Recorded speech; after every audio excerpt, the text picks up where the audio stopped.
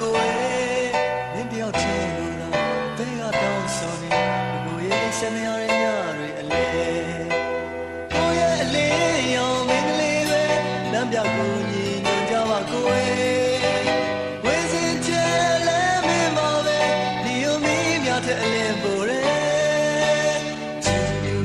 ချီလူပါမင်းဒီညလဲကိုလေးအိမ်မပြောနိုင်တွေးမြောက်ရမယ်ရာကိုယ့်ရဲ့အထီးကျန်တော့လာနိုင်ပါစေတောင်းစုချွေတွေးမြောက်ရမယ်ရာ